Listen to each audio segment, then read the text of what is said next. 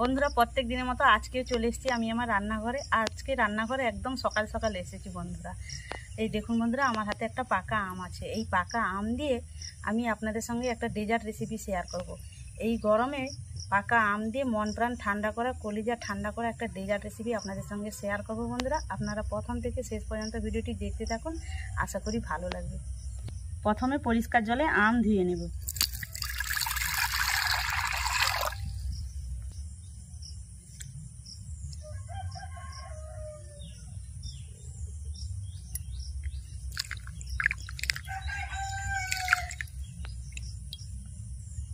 আম ধুয়ে নিয়েছি, এবার খোসা ছাড়িয়ে নেব।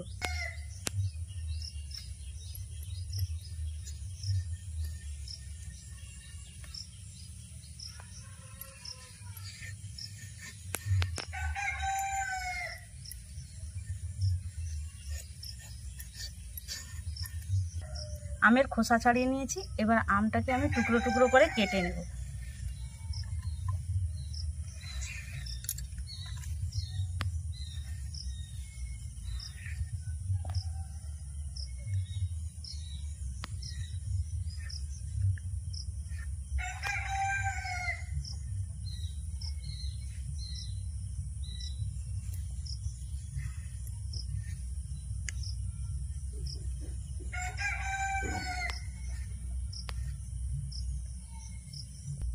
এখানে আমি একটা মিক্সিং জার নিয়েছি, এবার এই টুকরো করা আম মিক্সিং জারের মধ্যে দিয়ে দেব।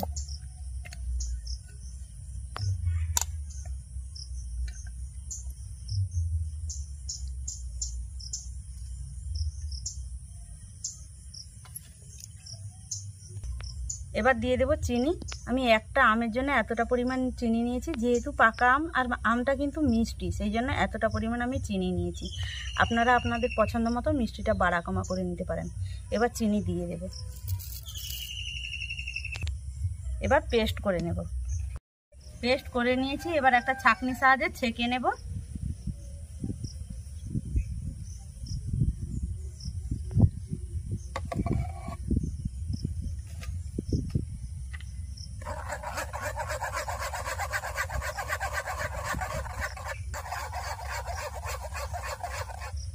ঠুকিয়ে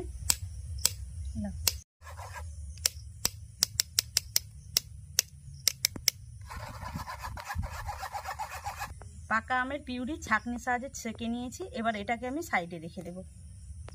এখানে আমি কাঁচের বাটিতে 1 বাটি জল নিয়েছি। এই জলের মধ্যে দিয়ে দেব আগার আগার পাউডার, ছোট চামচের হাফ চামচের থেকে একটুকু বেশি। এবার মিশিয়ে নেব।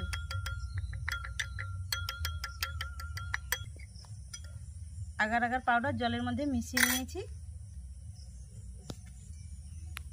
এবার দিয়ে দেব পাকা আমের পিউরির মধ্যে।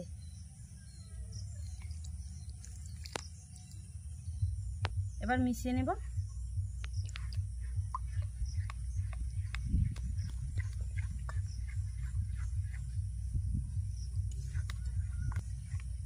আর হাফ বাটি জল দিয়ে দেব।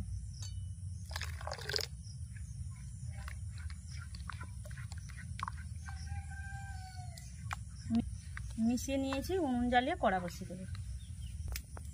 উনুন জ্বালিয়ে কড়া বসিয়ে দিয়েছি।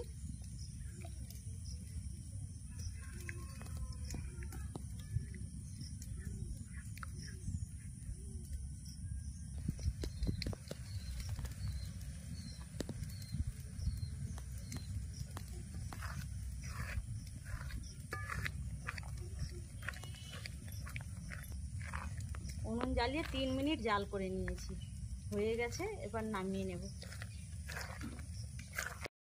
উনুন থেকে নামিয়ে ঠান্ডা করে নিয়েছি দেখুন। এবার এই গামলার মধ্যে আমি ঢেলে দেব।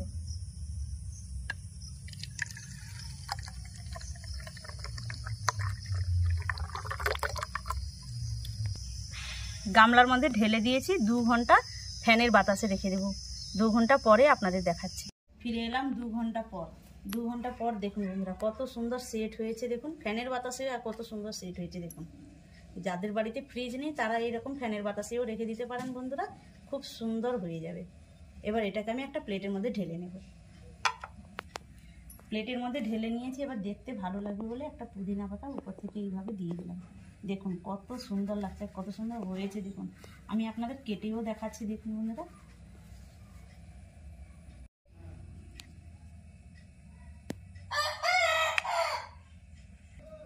তো কেটেছি দেখুন বন্ধুরা, কত সুন্দর হয়েছে দেখুন।